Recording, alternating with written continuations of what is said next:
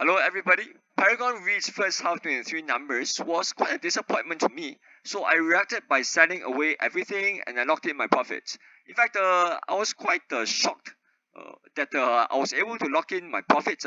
The day after the results came out, I thought the share price would react by falling quite dramatically by 5 to 10%, but to my surprise, the share price didn't fall at all. So you know what? I just sold everything and locked in my profits. I felt I was pretty fortunate actually to lock in my profits.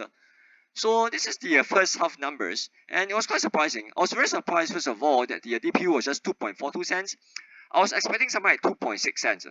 I was also surprised that the last first half calendar year number was 2.87 cents, because in my memory, the 6 monthly DPU for Paragon REIT isn't 2.87 cents. It's more like a 2.7, 2.8 cents kind of stuff. So I thought this 16% drop in the DPU was a bit of an exaggeration. So I was looking at this 2.87 cents and thinking whether there was any capital top up last year that I missed out. But actually it wasn't. It was just the DPU for 6 months post the change of the financial year. So there wasn't any capital top up. So it's quite bizarre about why this number was 2.87 cents. But nonetheless, this number is real. It's 2.42 cents, and I think it's a price to me to the downside.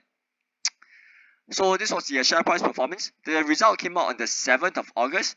So the night after the announcement was made, I thought the share price would just drop tomorrow, the next day, to by 5, 6, even 10%.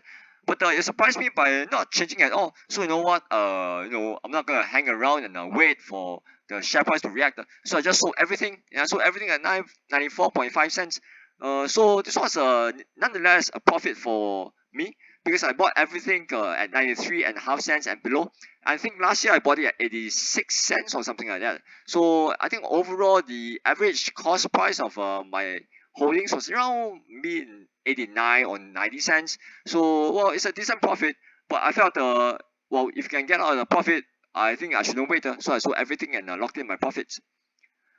So the culprit, of course, is the rise in the average cost of debt to 4%. This was a shocker to me, because I will elaborate on it subsequently, but I was not expecting this number to be a 4% jump. It's a massive jump actually. The good news though is that the rental reversions have turned positive to 6.9%, compared to 4.1% negative last year. This is not surprising. I was definitely projecting this number, which is the reason why I was buying the shares, right? I thought the return of tourism to Singapore and therefore the rise in tenant sales will rise, therefore the rental reversions will turn positive. So this is something I definitely expected, but I definitely did not expect the extent to the jump of this number. So the average cost of debt for this 6 months is 4%. If you compare it to last year, so the maturity profile as of 31st December 22, so just 6 months ago, the average cost of debt was just 2.05%. So I was actually very puzzled by what happened. So I was thinking about what I was analyzing as of the end of 2022. So this was the financial status, the debt maturity profile as of December 22, right?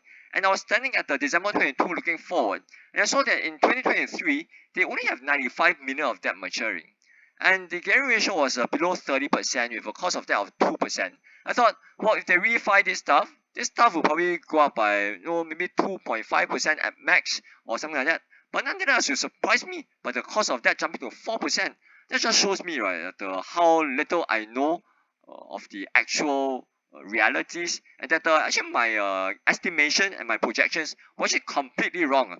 So based on that and the ability to get out at the profit, I thought I really shouldn't wait anymore. So I just sold everything and I locked in my profits. My analysis was completely wrong. And I have to reflect on that and prove for that moving forward. I still do not understand though. If it was at December 22 and you refi 95 million of debt, how can the cost of debt jump up from 2% to 4%? I really don't understand it. So it was bizarre to me.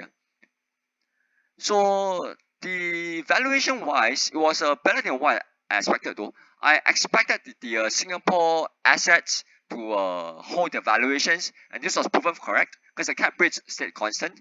I thought the assets in Australia will fall by a bigger amount, because if you look at the valuations for Capital REIT and for Star Hill Global. I think the cap rates in Australia has expanded by around 60 basis points, but for this guy, it just expanded by 25 basis points, right? So for both assets, it's just 25 basis points increase. So I thought the valuation wise was better than what I thought. One good news was that for 2024, you're gonna have a bunch of expiries for the leases in Singapore, especially for Paragon, right? So if 30% of the leases are gonna expire for Paragon and rental reversions are positive, I think the rental step up will be quite decent. But nonetheless, a lot of it might be eroded away by the rise in interest costs. I'm not very sure. Maybe this is the reason why the share price didn't fall as dramatically as I thought it should, because people are looking forward and think that all this stuff is gonna get renewed at a higher rental rate going forward. I don't know, but I thought I should just get out and lock in my profits. I think going forward, there's still a lot of things to be concerned about, because they refi this stuff in July 23, right? So that's post the June 23 first half date. So there's gonna be increase in the cost of financing, cost of debt for this guy. And for 2024, you're gonna have the perp over here that is gonna reset. And if you look at what's happening, the perp is now carrying a coupon of 4.1%, right? So I think they have the option of refinancing this guy by replacing it with term loans from the banks.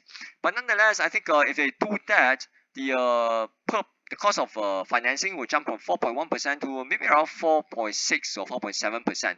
So that's still a rise in the coupon rate, right? But of course, that will be better than replacing this with another perp or letting this reset, right? Because I think if you're gonna reset this stuff, the rise in the funding should be more than around 2%.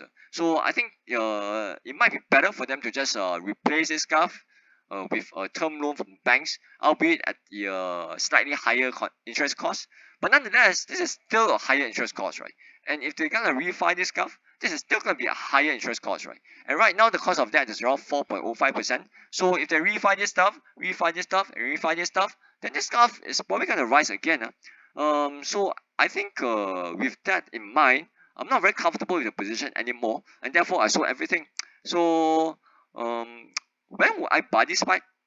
I am interested in this guy, but I think this guy probably have to go to around 85 cents or 86 cents for me to be interested. Because at current DPU levels, I think the yield on this stuff is around only 5%. I think this is just way too low in view of this current high interest rate environment, and I'm just not comfortable with the current price levels anymore.